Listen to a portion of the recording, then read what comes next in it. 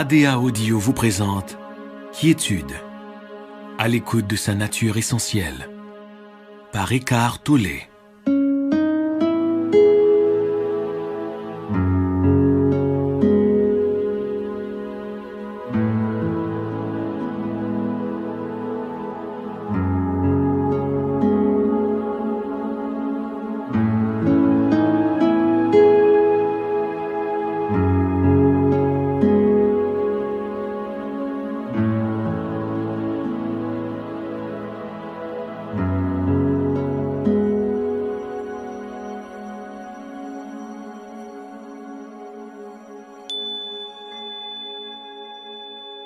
L'essence même de l'enseignement de ce livre audio ne se trouve pas dans les mots, mais en vous. Il serait bon au fil de l'écoute de vous le remémorer, de le ressentir. Les mots ne sont que des panneaux indicateurs.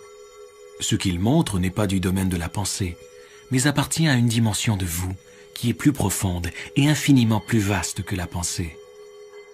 Cette dimension est notamment empreinte d'une paix intensément vivante. Tout comme chaque véritable enseignant spirituel, les pensées de ce livre audio ne disent pas « regarde-moi », mais « regarde plus loin que moi ». Comme elles émanent du calme, elles ont un pouvoir, celui de vous ramener au calme dont elles sont issues. Cette quiétude est aussi la paix intérieure, et les deux constituent l'essence de qui vous êtes. Et c'est cet état d'être qui sauvera et transformera le monde.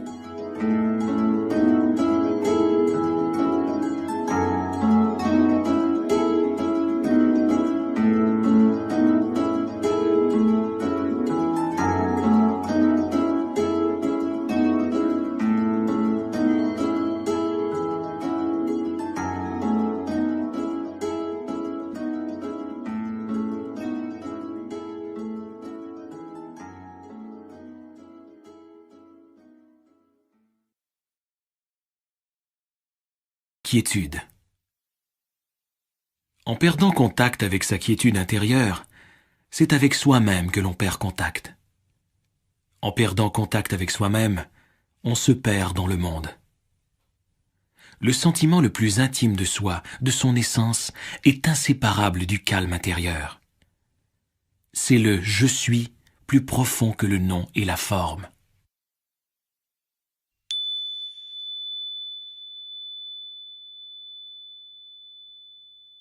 La quiétude est votre nature essentielle. Quelle est-elle en fait?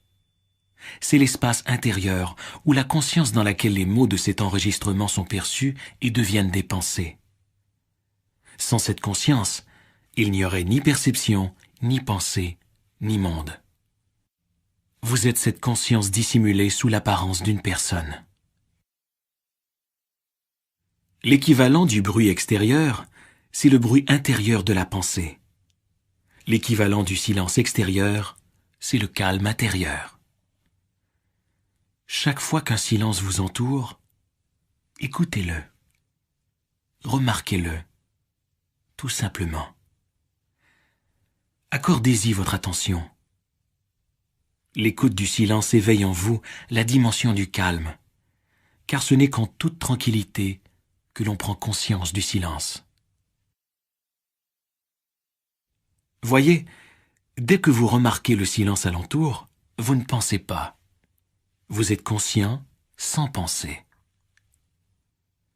Lorsque vous prenez conscience du silence, cette vigilance intérieure est immédiate. Vous voilà présent. Vous voilà sorti de millénaires de conditionnement humain collectif. Regardez un arbre, une fleur, une plante. Laissez votre conscience s'y reposer. Sentez la paix mystique de cet être, profondément enraciné dans l'être. Laissez la nature vous enseigner la paix de l'âme.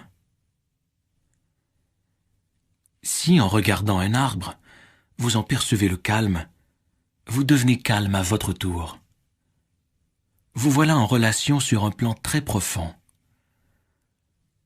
Vous ressentez l'unité avec tout ce que vous percevez dans et par ce calme. Se sentir uni à tout, c'est aimer. Le silence est utile, mais non indispensable pour trouver la quiétude. Même dans le bruit, vous pouvez porter attention au calme de fond, à l'espace dans lequel survient ce bruit. Cet espace intérieur de pure vigilance, c'est la conscience même. Vous pouvez devenir attentif à la conscience qui soutient toutes vos perceptions sensorielles, toute votre pensée. Dès lors, apparaît la tranquillité de l'âme. Tout bruit dérangeant peut être aussi utile que le silence. Comment? Si vous abandonnez votre résistance intérieure au bruit, si vous laissez celui-ci être comme il est, cette acceptation vous amène aussi à ce domaine de paix intérieure qu'est le calme. Chaque fois que vous acceptez profondément ce moment tel qu'il est, quelle que soit sa forme, vous êtes calme, paisible. Accordez votre attention à l'écart entre deux pensées, l'espace bref et silencieux entre les paroles d'une conversation, entre les notes d'un piano ou d'une flûte, ou l'écart entre l'inspiration et l'expiration. Alors la conscience de quelque chose devient la simple conscience. La dimension informe de la conscience pure surgit en vous et remplace l'identification à la forme. L'intelligence véritable agit dans le silence. Le calme est l'espace de la créativité et des solutions. Le calme est-il une simple absence de bruit et de contenu? Non. Il est l'intelligence même, la conscience sous-jacente où naît chaque forme. Et comment pourrait-il être séparé de votre être? La forme que vous croyez être en provient et est soutenue par lui. C'est l'essence de toutes les galaxies et de tous les brins d'herbe, de toutes les fleurs, de tous les arbres, de tous les oiseaux et de toutes les autres formes. Lorsqu'on regarde dans le calme un arbre ou un être humain, qui regarde? Quelque chose de plus profond que la personne. C'est la conscience qui regarde sa création. Dans la Bible, il est dit que Dieu créa le monde et vit que cela était bon. C'est ce que l'on voit en regardant depuis le calme dépourvu de pensée. Avez-vous besoin d'en savoir davantage? Le monde sera-t-il sauvé par un surcroît d'informations, par des ordinateurs plus rapides, ou par une nouvelle analyse scientifique ou intellectuelle? N'est-ce pas de sagesse que l'humanité a le plus grand besoin maintenant? Mais qu'est-ce que la sagesse? Et où peut-on en trouver? La sagesse accompagne la capacité d'être calme. Il suffit de regarder et d'écouter. Rien de plus. Le calme, le regard et l'écoute activent en vous l'intelligence non conceptuelle. Laissez la quiétude diriger vos paroles et vos gestes.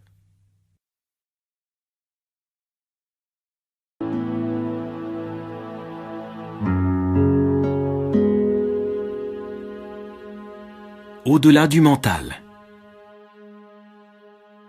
La condition humaine, c'est d'être immergé dans la pensée. La plupart des gens restent toute leur vie prisonniers des limites de leur pensée.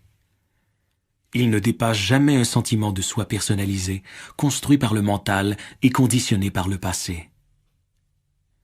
Tout comme en chaque être humain, votre conscience comporte une dimension beaucoup plus profonde que la pensée. C'est votre essence même.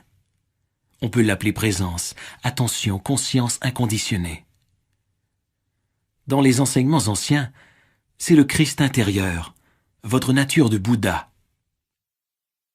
Découvrir cette dimension vous libère de votre petit moi, qui définit tout votre bagage et mène votre vie.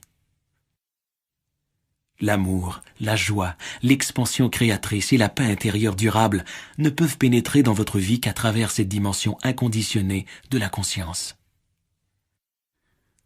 Si vous reconnaissez, même par instant, que les pensées traversant votre esprit ne sont que des pensées, si vous observez vos schémas réactionnels à mesure qu'ils se produisent, alors cette dimension émerge déjà en vous. C'est la conscience dans laquelle surviennent les pensées et les émotions. C'est l'espace intérieur intemporel où se déploie le contenu de votre vie.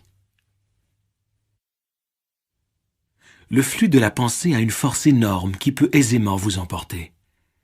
Chaque pensée se donne tellement d'importance. Elle veut attirer toute votre attention.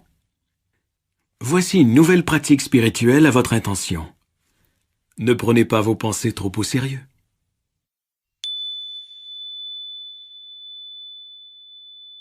Comme il est facile de se prendre au piège de ses propres prisons conceptuelles. Le mental humain, dans son désir de connaître, de comprendre et de contrôler, prend ses opinions et points de vue pour la vérité. Il dit « c'est ainsi que cela fonctionne ». Vous devez dépasser la pensée pour vous apercevoir que, peu importe comment vous interprétez votre vie, celle d'un autre ou son comportement, et peu importe le jugement que vous portez sur une condition, ce n'est qu'un point de vue parmi maintes possibilités. Ce n'est qu'un amas de pensées.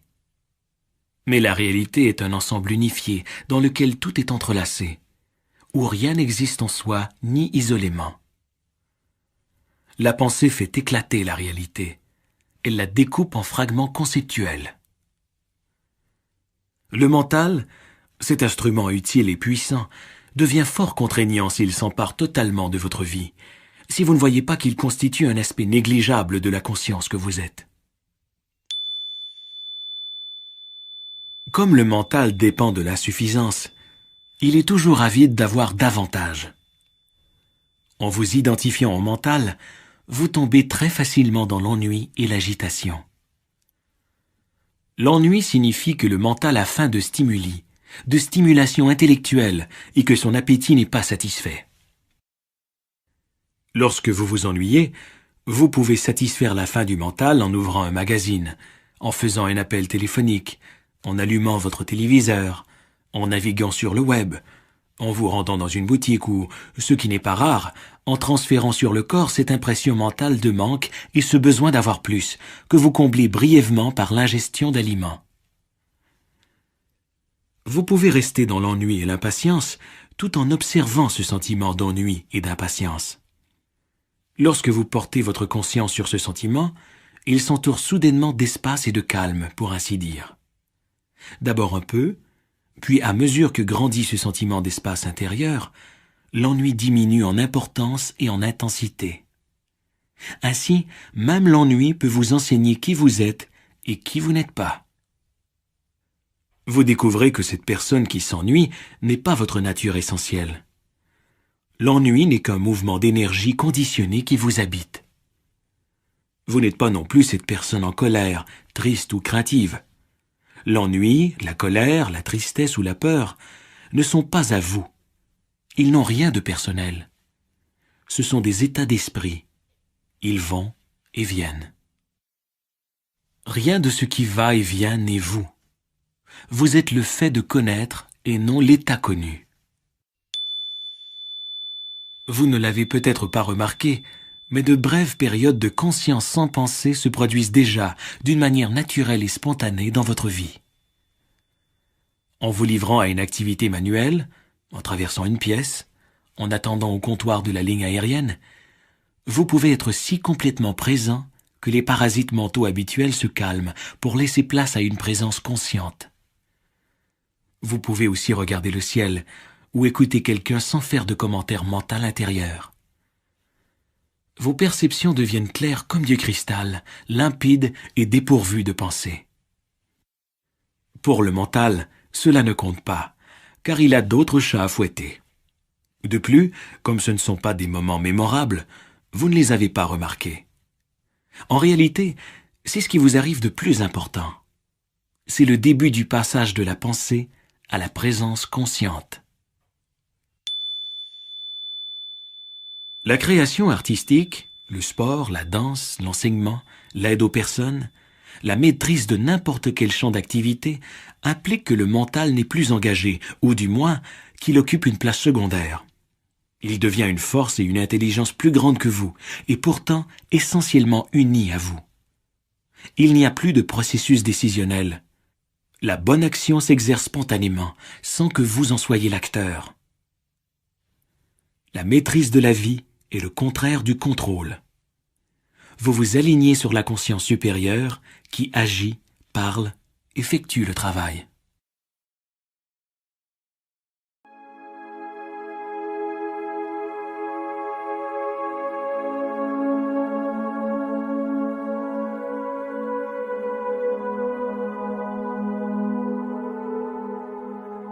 Le soi égoïque.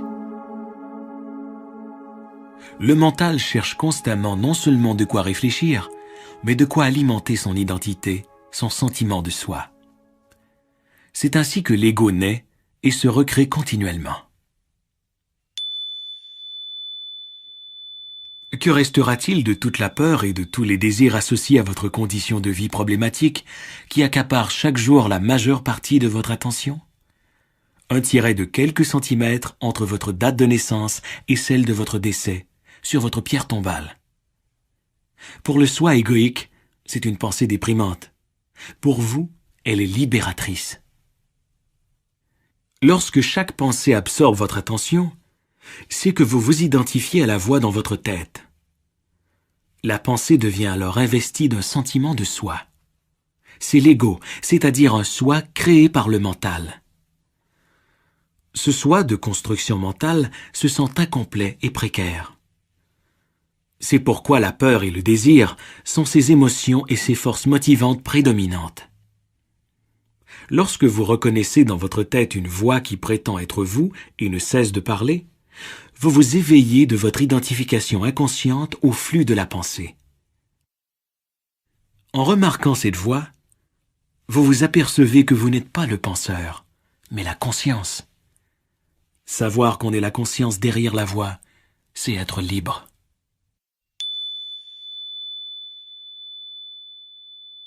En vivant selon l'ego, vous réduisez toujours l'instant présent à un moyen. Vous vivez pour l'avenir, et lorsque vous atteignez vos buts, ils ne vous satisfont pas, du moins pas pour longtemps. Lorsque vous accordez plus d'attention à ce que vous êtes en train de faire qu'au résultat final escompté, vous interrompez le vieux conditionnement égoïque. Votre action devient alors non seulement beaucoup plus efficace, mais infiniment plus épanouissante et joyeuse. Presque tout ego renferme au moins un élément de ce que l'on pourrait appeler l'identité de victime. Certaines personnes ont d'elles-mêmes une image de victime tellement forte que celle-ci devient le noyau central de leur ego. Le ressentiment et les griefs forment une part essentielle de leur sentiment de soi. Même si vos griefs sont complètement justifiés, vous vous êtes construit une identité comparable à une prison dont les barreaux sont constitués de formes pensées. Voyez ce que vous êtes en train de vous faire, ou plutôt ce que votre mental est en train de vous faire. Sentez votre attachement émotionnel à l'égard de votre récit de victime et prenez conscience de votre tendance compulsive à y penser ou à en parler. Soyez présent en tant que témoin de votre état intérieur. Vous n'avez rien à faire. Avec la conscience vient la transformation et la liberté. Les plaintes et la réactivité sont les schémas mentaux pour lesquels l'ego se renforce le plus volontiers. Chez bien des gens, l'activité mentale et émotionnelle consiste largement à se plaindre et à réagir à ceci ou à cela. Ce faisant, ils donnent tort aux autres et à une condition, et raison à eux-mêmes. En se donnant raison, on se sent supérieur, et en se sentant supérieur, on renforce son sentiment de soi. En réalité, bien sûr, on ne fait que renforcer l'illusion de l'ego. Pouvez-vous observer ces tendances en vous et reconnaître pour ce qu'elle est la voix qui se plaint dans votre tête? La structure même du soi égoïque comporte un besoin d'opposition, de résistance et d'exclusion, destiné à maintenir le sentiment de séparation dont dépend sa survie. C'est donc moi contre l'autre, nous contre eux. L'ego a besoin d'un conflit avec quelque chose ou quelqu'un. Cela explique pourquoi on recherche la paix, la joie et l'amour sans pouvoir les tolérer très longtemps. On prétend vouloir le bonheur, mais on est accroché au malheur. En définitive, votre malheur ne vient pas de votre condition de vie, mais du conditionnement de votre esprit. Entretenez-vous des sentiments de culpabilité à propos d'une chose que vous avez faite ou non dans le passé?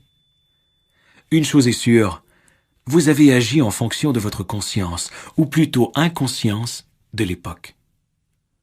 Une plus grande conscience vous aurait permis d'agir différemment. La culpabilité est un autre exemple des efforts de l'ego en vue de créer une identité, un sentiment de soi. Que ce dernier soit positif ou négatif importe peu à l'ego. Ce que vous avez fait ou non était une manifestation de l'inconscience humaine. Mais l'ego la personnalise en disant « j'ai fait cela » et vous en retenez une mauvaise image mentale de vous. Tout au long de l'histoire, les humains se sont mutuellement infligés d'innombrables actes de violence, cruels et blessants, et continuent ainsi. Faut-il les condamner? Sont-ils tous coupables? Ou ces gestes sont-ils de simples expressions de l'inconscience, un stade de l'évolution que nous sommes à dépasser? Les paroles de Jésus « Pardonnez-leur car ils ne savent pas ce qu'ils font » s'appliquent aussi à vous-même.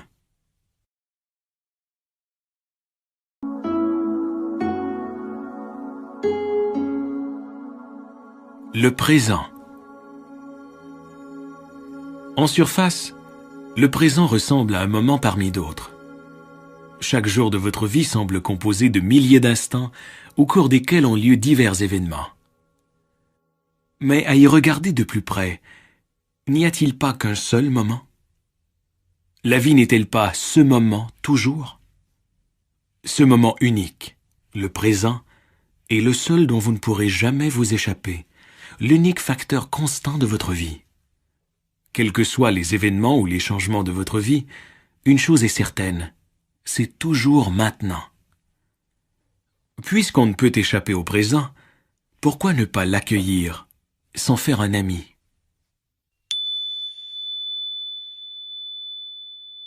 Lorsque vous devenez l'ami du moment présent, vous voilà à l'aise partout.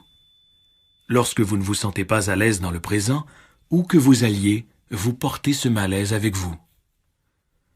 Le moment présent est comme il est. La division de la vie en passé, présent et futur est une construction mentale et en définitive illusoire. Le passé et le futur sont des formes pensées, des abstractions mentales. On ne peut se rappeler le passé que maintenant. Ce que vous vous rappelez est un événement survenu dans le présent, que vous vous rappelez maintenant. Le futur, lorsqu'il arrive, est le présent. Donc, tout ce qui est réel, la seule chose à jamais se produire, c'est vraiment le présent. En définitive, vous ne devenez responsable de la vie qu'en assumant la responsabilité de cet instant, maintenant.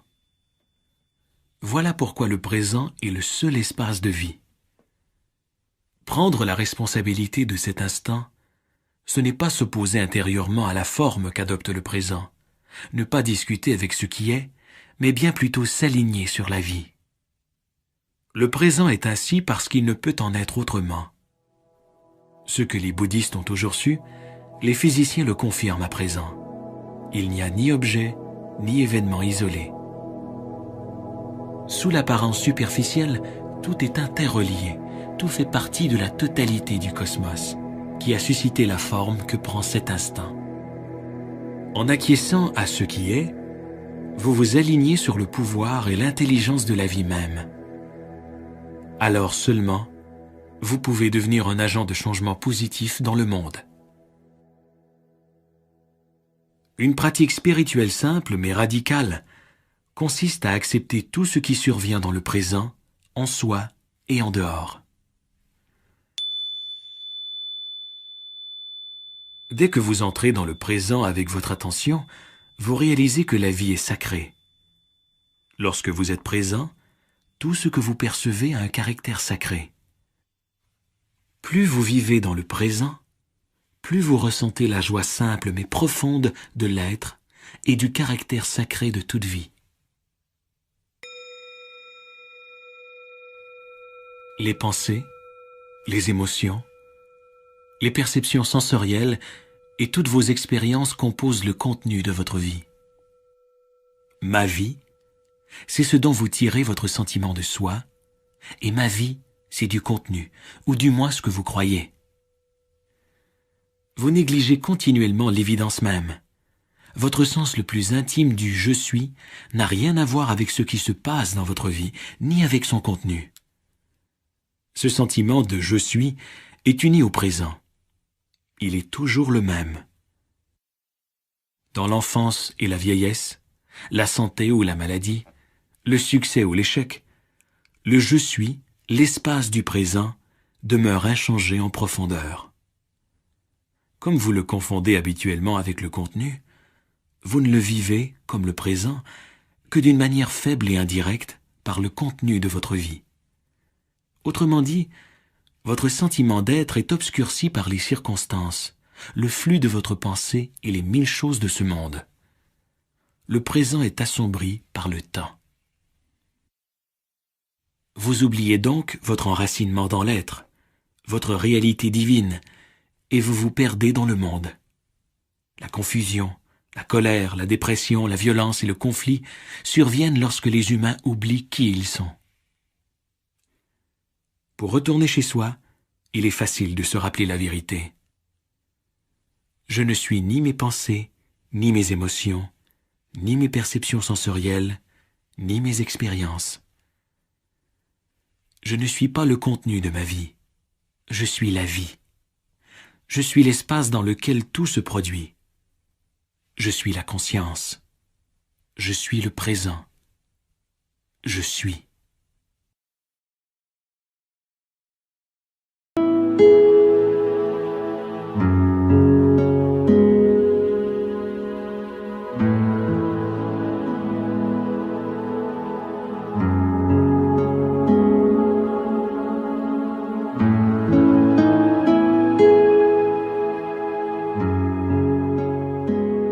Votre nature véritable.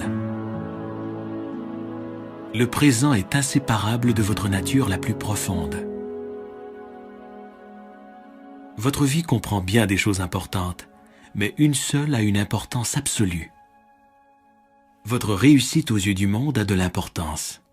Votre santé aussi, de même que votre éducation. Le fait d'être riche ou pauvre a de l'importance.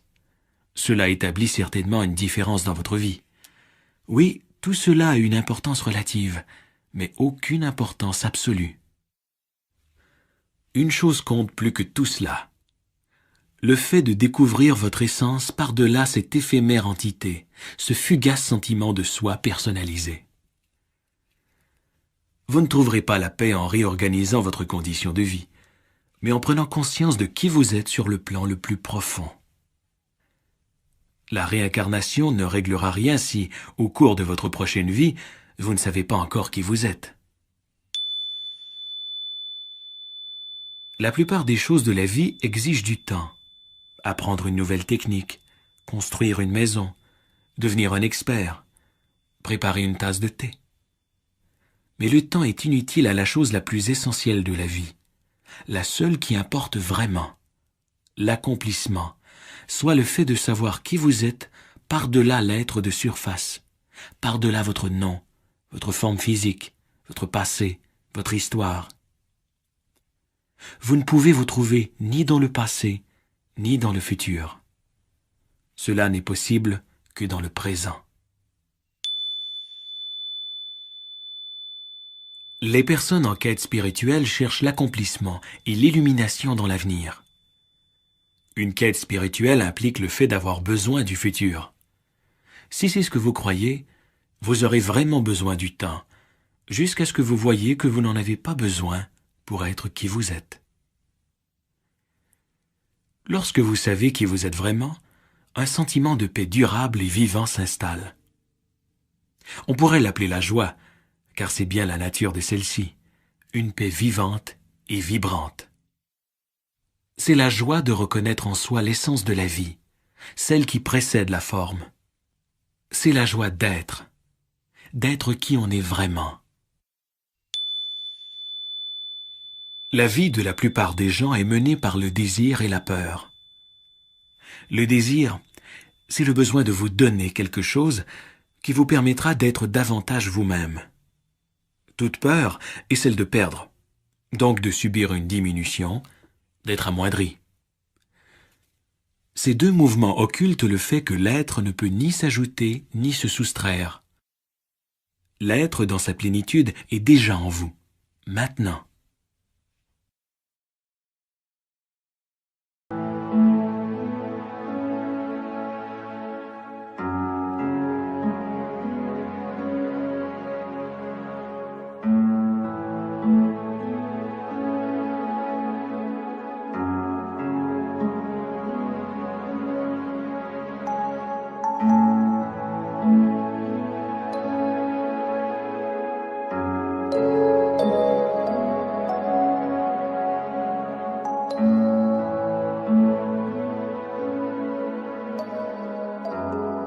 L'acceptation et le lâcher-prise. Chaque fois que vous le pouvez, regardez en vous pour voir si vous êtes en train de créer inconsciemment un conflit entre l'intérieur et l'extérieur, entre votre condition extérieure à cet instant, où vous êtes, avec qui vous êtes ou ce que vous faites, et vos pensées et sentiments. Sentez-vous à quel point il est pénible de s'opposer intérieurement à ce qui est? En le reconnaissant, vous vous voyez maintenant libre de laisser tomber ce conflit futile, cet état de guerre intérieure.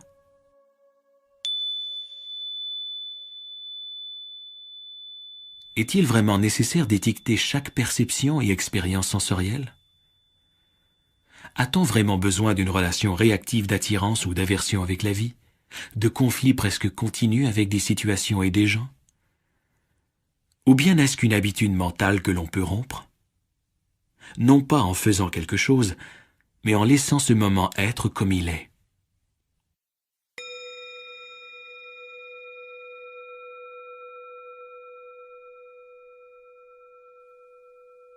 J'ai tellement de choses à faire. Oui, mais quelle est la qualité de vos gestes? En vous rendant au travail, en parlant à des clients, en travaillant à l'ordinateur, en effectuant des courses, en vous occupant des innombrables composantes de votre quotidien, êtes-vous pleinement dans ce que vous faites? Vos agissements sont-ils marqués par le lâcher-prise ou par la rigidité? C'est cela qui détermine votre succès dans la vie, et non la quantité de vos efforts. L'effort implique le stress et la tension, le besoin d'atteindre un stade futur ou d'accomplir un certain résultat. Détectez-vous en vous la moindre absence de désir de ce que vous êtes en train de faire? Comme vous êtes à nier la vie, aucun résultat heureux n'est possible. Si vous détectez cet état en vous, pouvez-vous également le laisser tomber et vous plonger entièrement dans ce que vous faites? Une chose à la fois.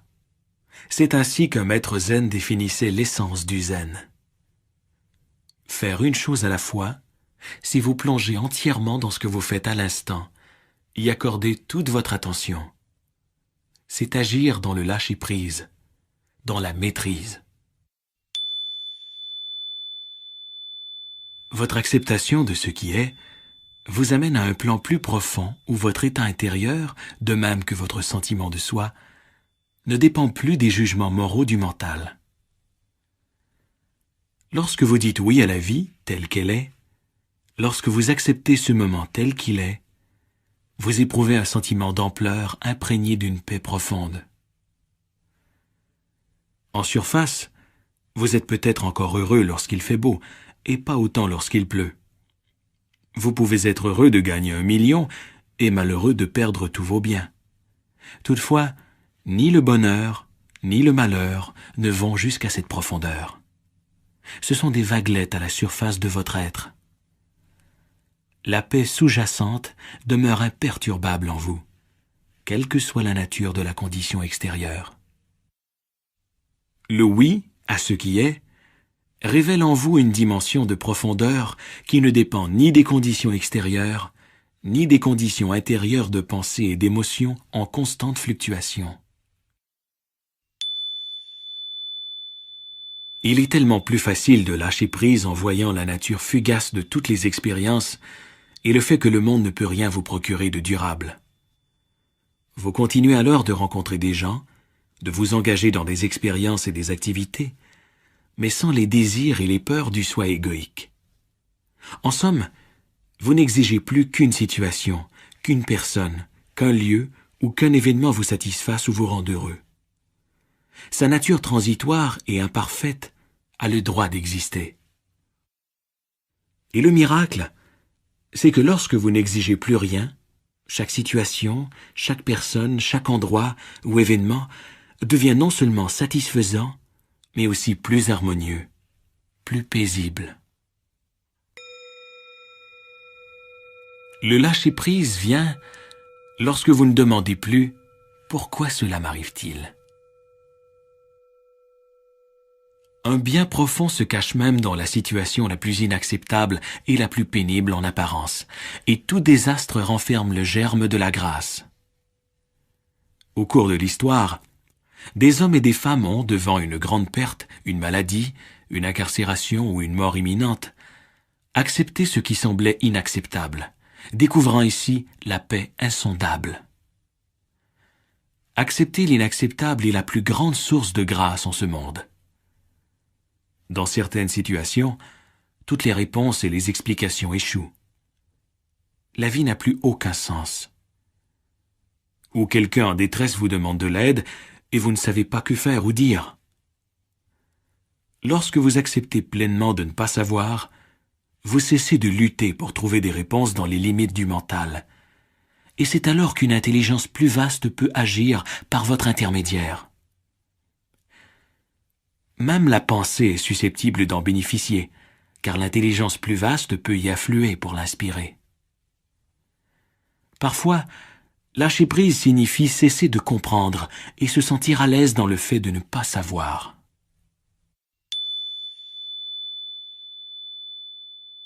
Tout ce que vous acceptez entièrement vous mène à la paix. Même l'impossibilité d'accepter, même la résistance. Laissez la vie tranquille. Laissez-la être.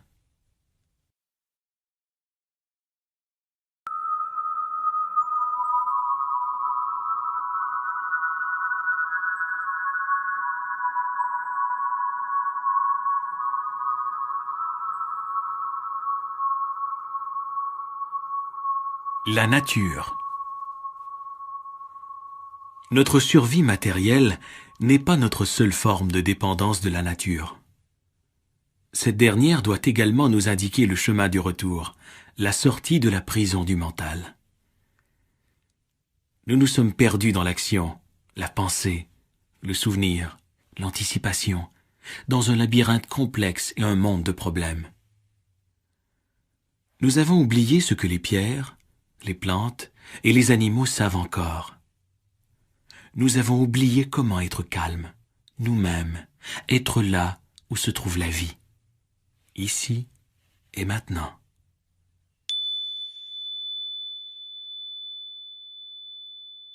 Pour porter attention à une pierre, à un arbre ou à un animal, il ne s'agit pas d'y penser, mais de le percevoir, de l'entretenir dans votre conscience. Une part de son essence vous parvient alors. Lorsque vous sentez le calme de cet être, ce calme émerge en vous. En vous promenant, en vous reposant dans la nature, accordez-lui votre respect par une présence entière. Soyez calme. Regardez. Écoutez. Voyez comme chaque animal, chaque végétal est tout à fait lui-même. À la différence des humains, il ne s'est pas scindé. Comme sa vie ne dépend pas d'une image mentale de lui-même, il ne se soucie pas de la protéger ni de l'améliorer. Le cerf est lui-même. La jonquille est elle-même. Tout, dans la nature, est uni non seulement en soi, mais aussi à la totalité. Rien ne s'y retirait de la trame de l'univers en proclamant une existence séparée, moi et le reste de l'univers. La contemplation de la nature peut vous libérer de ce moi, le grand fauteur de troubles.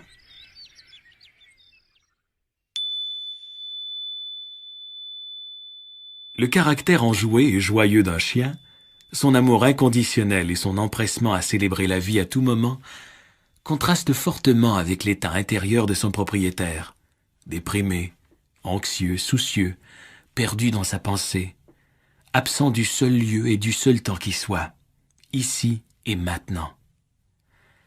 À vivre avec cette personne, comment le chien parvient-il à demeurer si épanoui, si joyeux? On se le demande bien. En ne percevant la nature que par l'esprit ou la pensée, vous ne pouvez sentir sa vitalité, son état d'être. Vous n'en voyez que la forme, sans prendre conscience de la vie qui bat à l'intérieur, le mystère sacré. La pensée réduit la nature à une commodité utile, à la recherche du profit ou de la connaissance, ou à quelque autre but utilitaire. La forêt ancienne devient bois d'œuvre, l'oiseau un projet de recherche, la montagne un objet d'exploitation ou de conquête. Lorsque vous percevez la nature, réservez-vous des espaces de non-pensée, de non-mental. Si vous l'approchez ainsi, elle vous répondra en participant à l'évolution de la conscience humaine et planétaire. Remarquez comme la fleur est présente, abandonnée à la vie.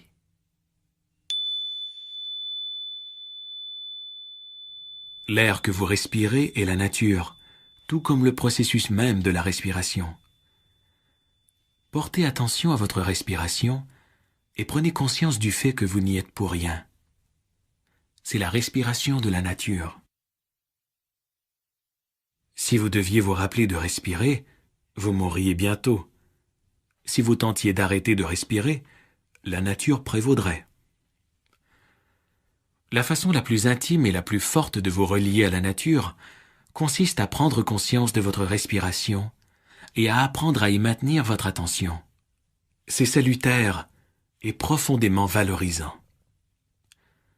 La conscience passe alors du monde conceptuel de la pensée au domaine intérieur de la conscience inconditionnée. Seul le calme intérieur vous donne accès au calme des pierres, des plantes et des animaux. Lorsque votre mental bruyant se retire, vous pouvez vous relier profondément à la nature et dépasser le sentiment de séparation créé par l'excès de pensée.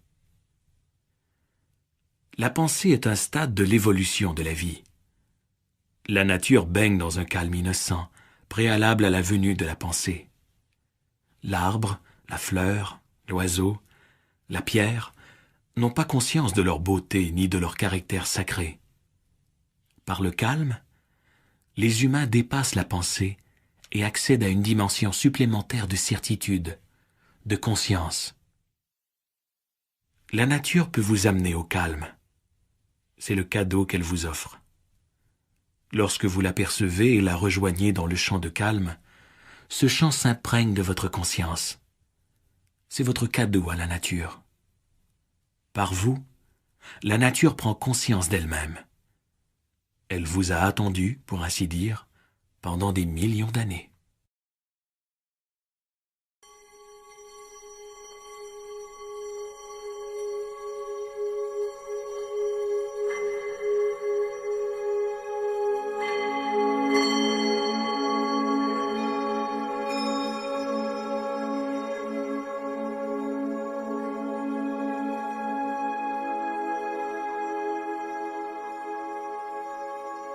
Les relations.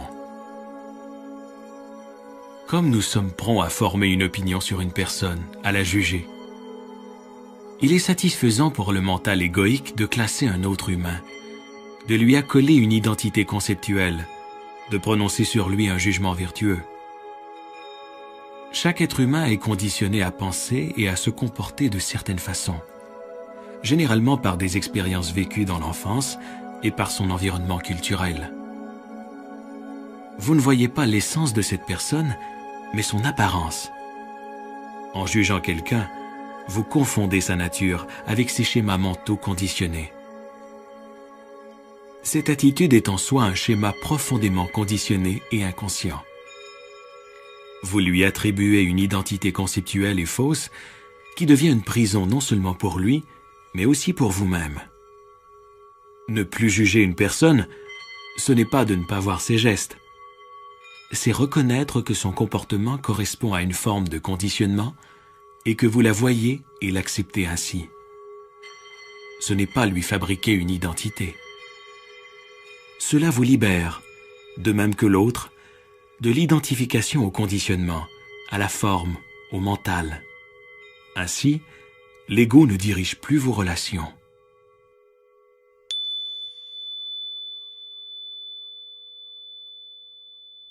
Tant que l'ego dirige votre vie, la plupart de vos pensées, de vos émotions et de vos gestes émanent du désir et de la peur. Alors, dans les relations, vous désirez ou craignez quelque chose de l'autre. Ce que vous voulez de lui, c'est peut-être le plaisir ou le gain matériel, la reconnaissance, des louanges ou de l'attention, ou un renforcement de votre sentiment de soi par la comparaison et l'affirmation que vous êtes supérieur à lui, du point de vue de l'être, de l'avoir ou des connaissances. Ce que vous craignez, c'est le contraire, qu'il puisse d'une façon ou d'une autre diminuer votre sentiment de soi. Lorsque vous focalisez votre attention sur le moment présent, au lieu d'en faire usage comme d'un simple moyen, vous dépassez l'ego et l'impulsion inconsciente d'utiliser les gens pour vous mettre en valeur à leurs dépens. En accordant toute votre attention à votre interlocuteur, vous écartez de la relation le passé et le futur, sauf pour des questions pratiques. En étant pleinement présent à votre interlocuteur, vous renoncez à l'identité conceptuelle que vous lui avez fabriquée, votre interprétation de son identité et de son passé, et pouvez interagir sans les impulsions égoïques du désir et de la peur. La clé, c'est l'attention, qui est la quiétude éveillée.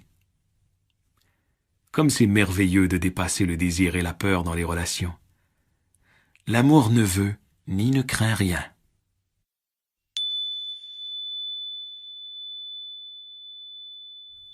Si son passé était le vôtre, sa douleur la vôtre, son niveau de conscience le vôtre, vous penseriez et agiriez exactement comme lui. Avec cette prise de conscience viennent le pardon, la compassion, la paix. L'ego n'aime pas entendre cela, car s'il ne peut plus être réactif et vertueux, il perd de sa force.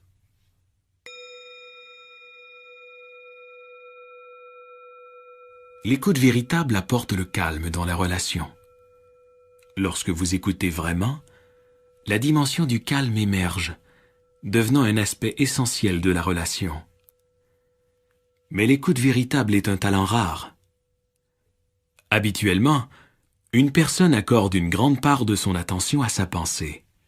Au mieux, elle peut évaluer vos paroles ou préparer son prochain propos, ou elle n'écoute peut-être pas du tout, perdue dans ses propres pensées. L'écoute véritable dépasse largement la perception auditive. C'est l'attention éveillée, un espace de présence dans lequel les paroles sont reçues. Celles-ci deviennent alors secondaires, pouvant ou non avoir un sens. Ce qui compte, bien plus que ce que vous écoutez, c'est l'écoute même. L'espace de présence consciente se manifeste dans votre écoute. Cet espace est un champ de conscience homogène dans lequel vous rencontrez l'autre sans les barrières créées par la pensée conceptuelle. Ainsi, cette personne n'est plus autre. Dans cet espace, vous êtes tous deux reliés en une seule conscience.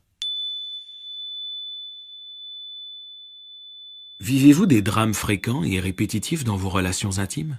Des désagréments relativement insignifiants déclenchent-ils souvent des discussions violentes et une douleur émotionnelle?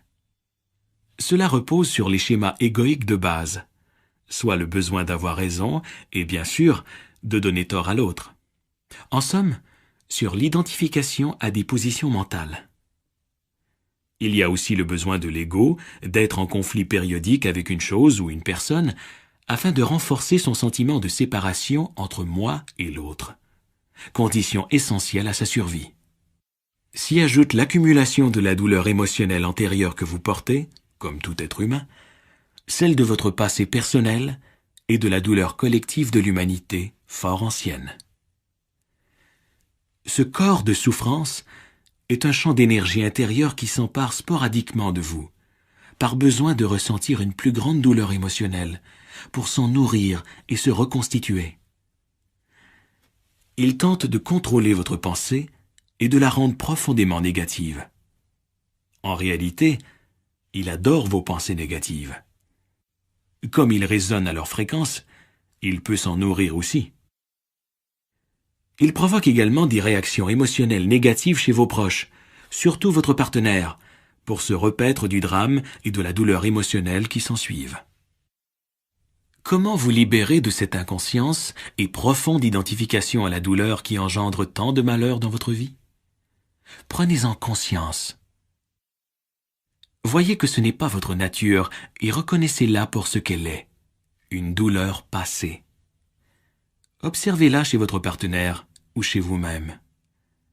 Lorsqu'elle est rompue, lorsque vous pouvez l'observer en vous, vous ne l'alimentez plus et elle perd graduellement sa charge énergétique.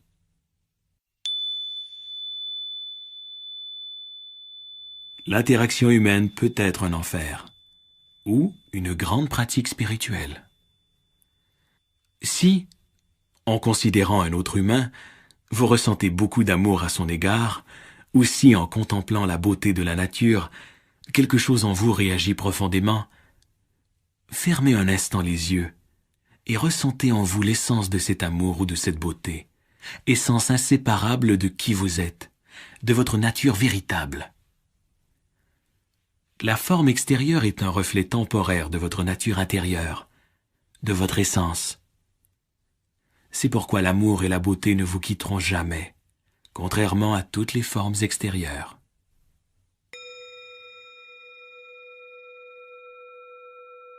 Lorsque vous rencontrez quelqu'un, ne serait-ce que brièvement, reconnaissez-vous son être en lui accordant toute votre attention, ou bien le réduisez-vous à un simple moyen, à une fonction ou un rôle? Quelle est la qualité de votre relation avec la caissière du supermarché, le préposé au stationnement, le réparateur, le client? Un moment d'attention suffit. Lorsque vous regardez ou écoutez cette personne, un calme éveillé se produit, de 2 ou 3 secondes, peut-être d'une durée plus longue.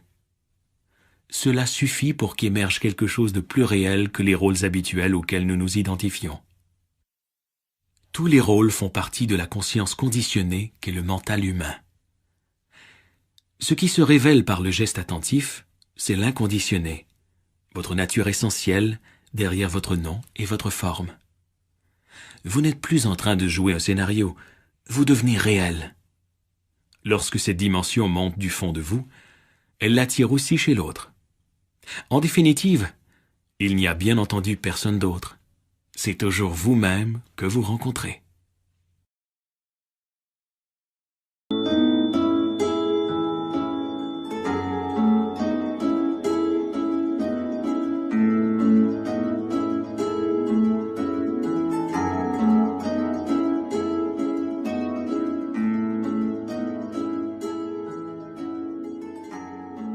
La mort et l'éternel.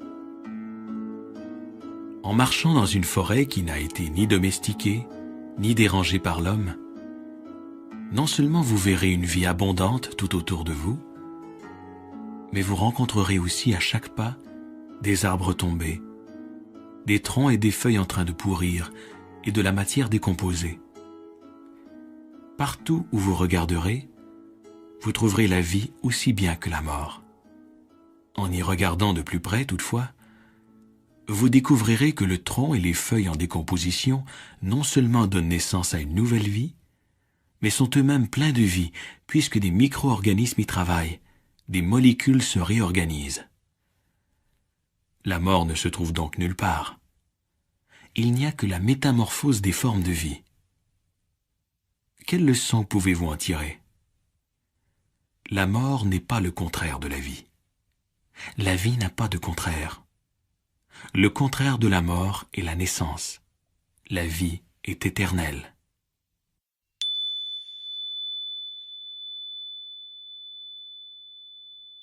Vous savez bien sûr que vous allez mourir, mais cela demeure un simple concept mental jusqu'à votre première rencontre personnelle avec la mort. Une grave maladie, ou un accident qui vous arrive, ou afflige un proche, ou le décès d'un être aimé. La mort entre alors dans votre vie en tant que conscience de votre propre mortalité. La plupart des gens s'en détournent par peur, mais si vous ne branchez pas et affrontez la fugacité de votre corps qui pourrait se dissoudre à tout moment, vous parvenez à un certain degré de désidentification, même léger, de votre forme physique et psychologique, le moi. Lorsque vous voyez et acceptez la nature transitoire de toutes les formes de vie, un étrange sentiment de paix s'installe en vous. En affrontant la mort, votre conscience se libère dans une certaine mesure de l'identification à la forme.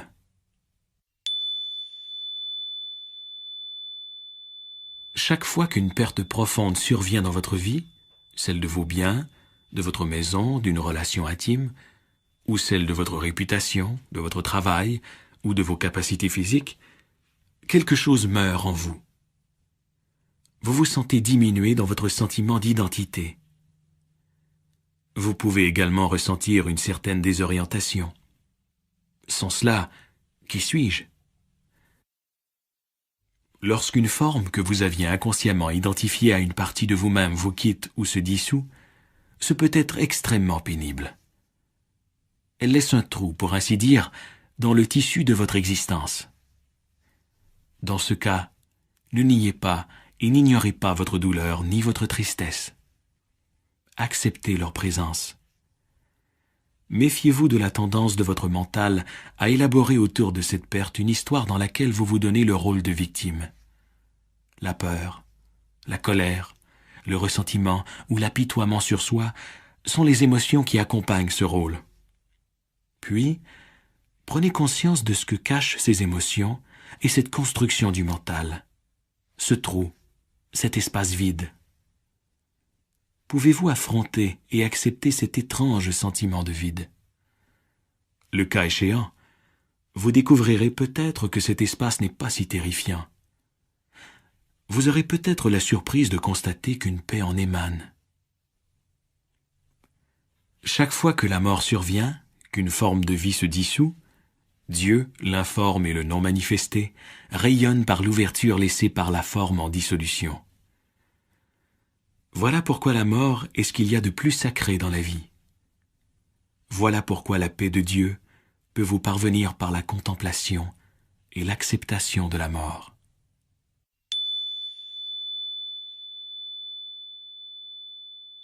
Comme chaque expérience humaine est éphémère, comme nos vies sont fugaces, y a-t-il quelque chose qui ne soit pas sujet à la naissance et à la mort? Quelque chose d'éternel? Réfléchissez. S'il n'y avait qu'une seule couleur, disons le bleu, et que le monde entier, avec tout ce qu'il comprend, était bleu, il n'y aurait pas de bleu. Pour que l'on puisse reconnaître le bleu, il doit y avoir quelque chose qui ne l'est pas. Autrement, il ne ressortirait pas, il n'existerait pas. De même, ne faut-il pas quelque chose qui n'est ni fugace ni transitoire pour que soit reconnue la fugacité de toute chose? Autrement dit, si tout était transitoire, y compris vous-même, le seriez-vous? Puisque vous avez conscience de la nature éphémère de toutes les formes, y compris la vôtre, et que vous pouvez l'observer, n'est-ce pas un signe que quelque chose en vous n'est pas sujet à la décomposition? À 20 ans, vous avez conscience de la force et de la vigueur de votre corps. 60 ans plus tard, vous avez conscience de sa faiblesse et de sa vieillesse. Votre pensée a peut-être changé, elle aussi, depuis vos 20 ans, mais la conscience de la jeunesse ou de la vieillesse du corps, ou du changement de votre pensée, n'a subi, elle, aucune modification. Cette conscience, c'est l'éternel en vous. La conscience même, c'est la vie, une et sans forme. Pouvez-vous la perdre? Non, car c'est ce que vous êtes. Juste avant de mourir, certaines personnes deviennent profondément paisibles et presque lumineuses, comme si quelque chose luisait à travers la forme en dissolution. Il arrive parfois que des gens très malades ou vieux deviennent en quelque sorte presque transparents au cours des ultimes semaines, mois ou même années de leur vie.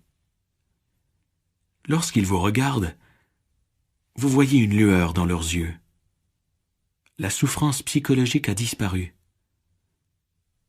Comme ils ont lâché prise, la personne, ce moi égoïque construit par le mental, s'est déjà dissoute. Ils sont morts avant de mourir et ont trouvé une paix intérieure profonde, soit la conscience de leur part immortelle.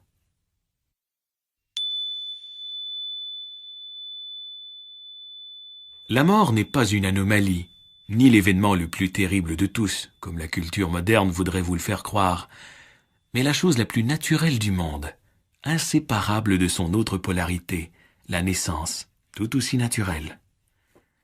Rappelez-vous cela lorsque vous accompagnerez un mourant. C'est un grand privilège et un geste sacré que d'assister à la mort de quelqu'un, en tant que témoin et compagnon. Lorsque vous accompagnez un mourant, ne niez aucun aspect de cette expérience.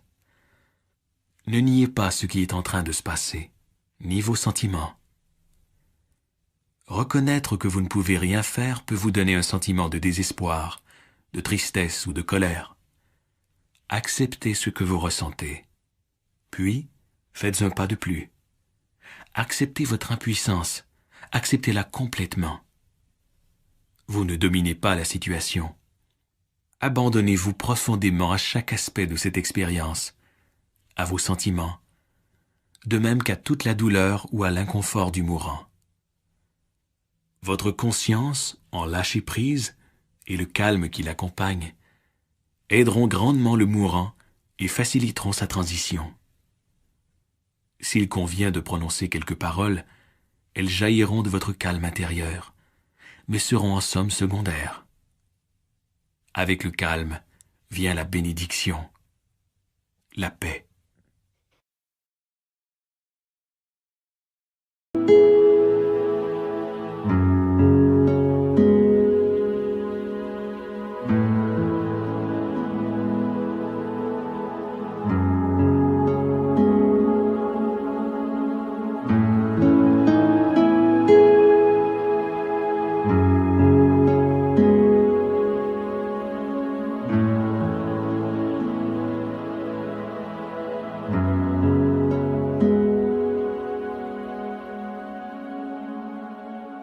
La souffrance et sa disparition. Tout est en interrelation. Aucun événement n'est isolé, sinon en apparence.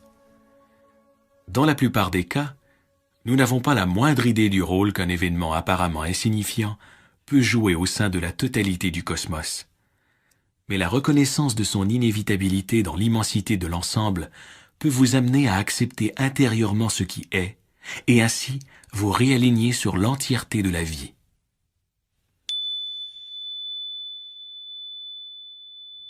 La vraie liberté et la disparition de la souffrance consiste à vivre comme si vous aviez choisi tout ce que vous ressentez ou vivez en ce moment. Cet alignement intérieur sur le présent, c'est la disparition de la souffrance.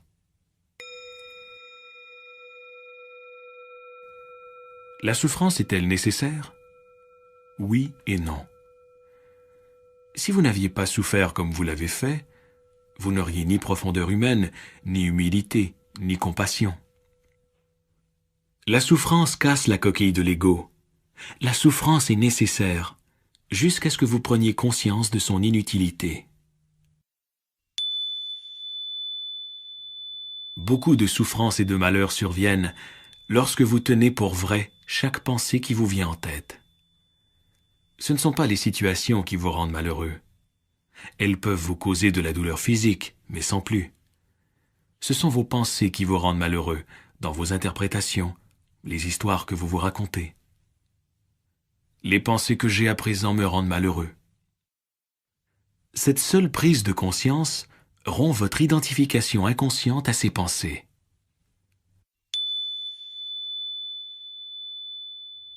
Quelle que soit votre situation dans la vie, comment vous sentiriez-vous si vous l'acceptiez telle qu'elle, dès maintenant?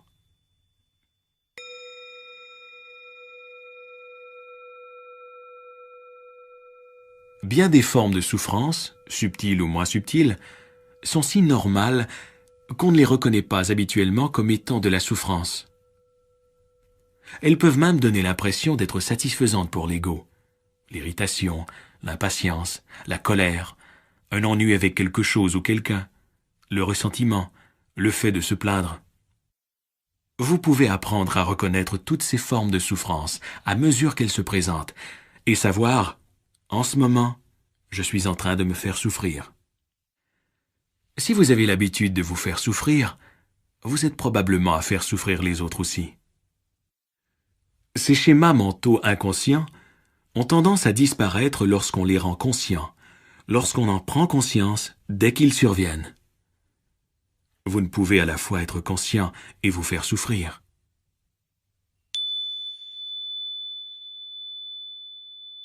La douleur physique chronique est l'un des maîtres les plus sévères que vous puissiez avoir. Son enseignement se résume à ceci. Inutile de résister. Rien n'est plus normal que de s'opposer à la souffrance. Mais si vous pouvez laisser tomber cette opposition et plutôt permettre à la douleur d'exister, vous remarquerez peut-être une subtile séparation intérieure par rapport à la douleur, un espace entre vous et elle, pour ainsi dire. Cela signifie une souffrance consciente, volontaire. Lorsque vous souffrez consciemment, la douleur physique peut rapidement consumer l'ego en vous, puisque ce dernier est surtout fait de résistance. Il en va de même pour l'incapacité physique extrême. Lorsque vous offrez votre souffrance à Dieu, c'est une autre façon d'exprimer la même chose.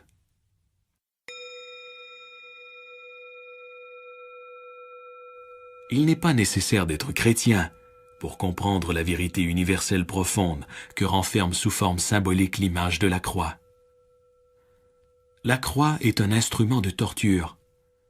Elle représente la souffrance, la contrainte et l'impuissance extrême pour un humain. Soudain, cet humain lâche prise, souffre volontairement, consciemment, comme l'expriment ses paroles. Que ta volonté soit faite et non la mienne.